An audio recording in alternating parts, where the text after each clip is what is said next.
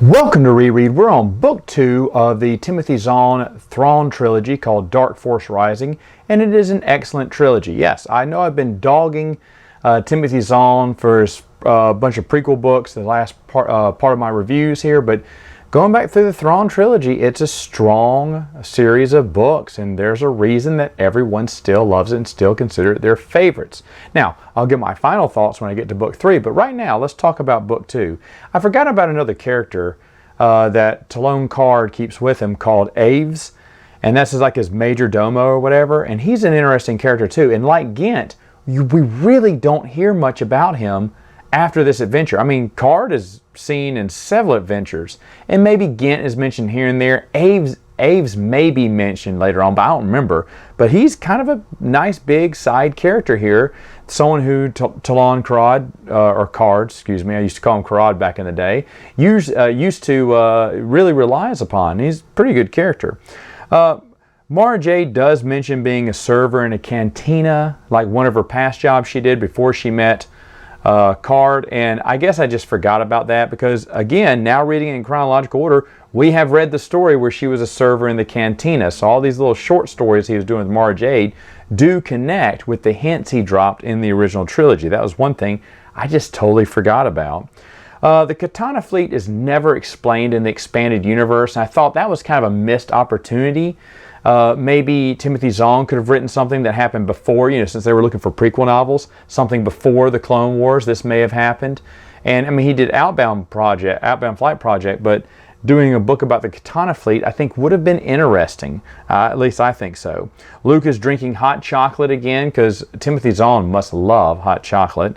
Luke negotiates his first deal as a Jedi between aliens. They say, oh, he's a Jedi, let him figure it out. So Luke makes the fairest deal he can, and that's something that Luke doesn't think that Jedi are supposed to do. Defending the galaxy, waving a lightsaber. That's defending them that way is the way Jedi should be. So now he's going to have to rethink the process of what it means to be a Jedi, and I really like that scene. Meanwhile, Han and Lando are following one of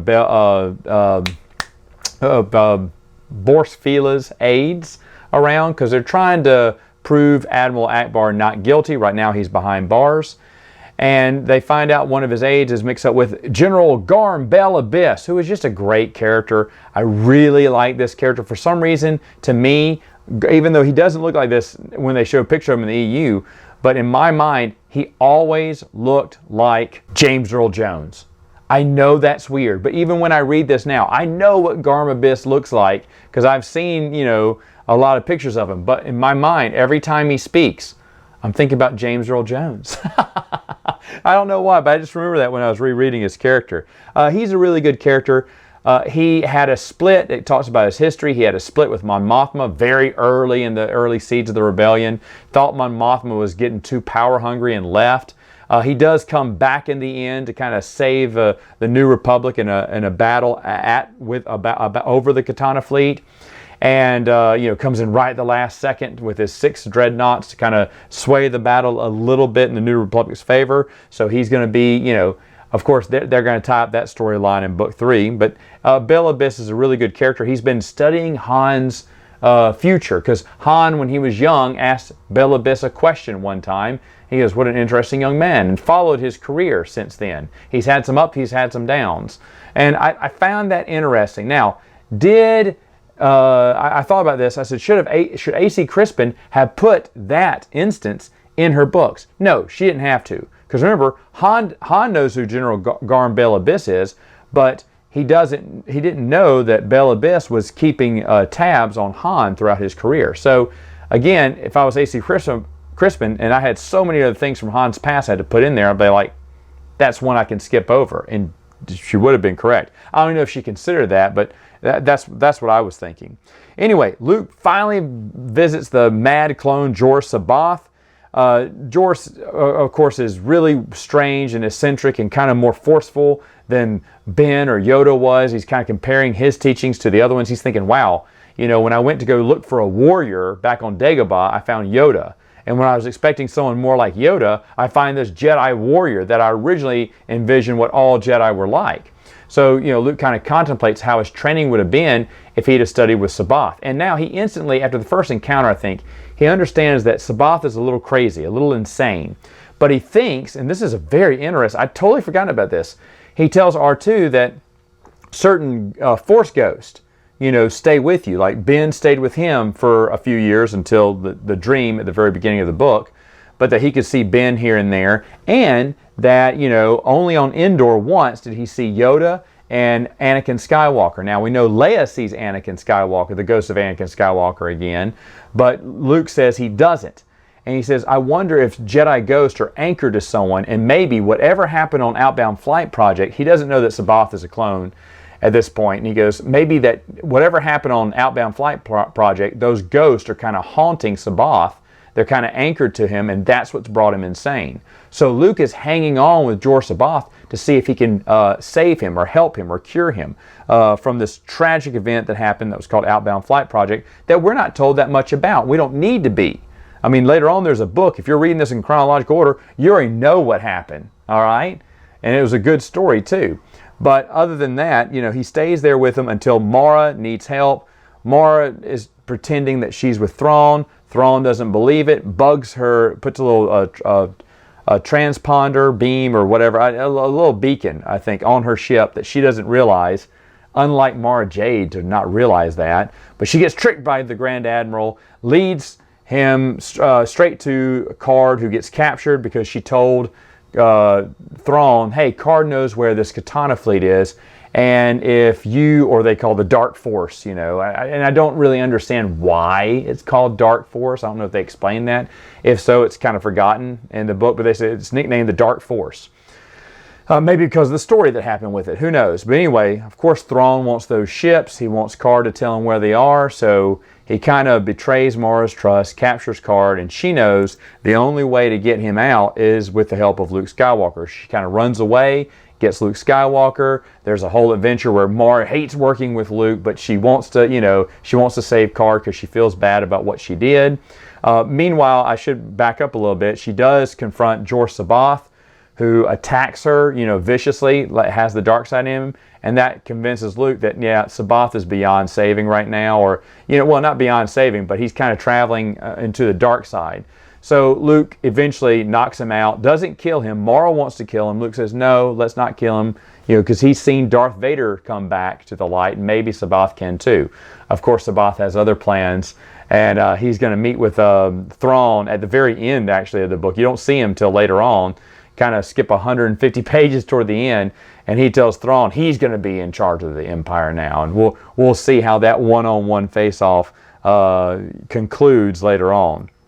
But really some good stuff with Mara Jade and Luke, because Mara Jade is slowly reawakening her Force abilities, and she's getting this message from the Emperor, and I remember this clearly, you will kill Luke Skywalker, and it's just echoing in her head. It's one of her last commands he gave her as the Emperor was dying. He kind of telepathy made that, burn that order into her mind, and so she wants to kill Luke, but she's running out of excuses to keep him alive because she needed him to help free Card, and now she kind of needs to work with him right now as they're figuring out the situation. But she wants to kill him, but she just can't find a convenient time or an excuse as to why she won't kill him right now. So she's still struggling with that. Again, that will conclude later on. There is Nick Ferrier, which I think he may have been in book 1. He's a ship thief. He's a kind of a rogue, generally a bad guy, but not a main villain, just kind of a rogue, a scallion, a thief. He's a ship thief. And Lando and Luke encountered him, I believe, in book 1. And then Han and Lando encounter him again. I know he's going to be in book 3, but this is a character I'd forgotten about, and not a bad character, to be honest. He's been hired by Thrawn to steal ships, because the Empire's paying top dollar for ships, but the Republic doesn't understand how they are going to man all these ships. Like, if he gets the Katana fleet, how is he going to man all that? It's going to take him years to train the right people. And what they don't know, but they find out at the end, is that, the Empire has discovered the Sparty clones, and they can grow clones in like months' time. So this really makes connections to George Lucas's prequel series. And it's really good, because I just recently, as of reading this, saw another stupid article where people were like, even if George Lucas would have written his idea of the movies, it still would have contradicted the EU. And I have to say, dude, you know absolutely nothing, because a few years before that, George Lucas said there were no stories after episode 6. He changed his mind every other day. He changed his mind every other day. He told an interview a long time ago that, his vision lined up with the books. He said, it'd focus on the kids, like the books. That's what he said in an interview shortly after the sale to Disney. And okay, maybe he's changed his mind again. Who knows?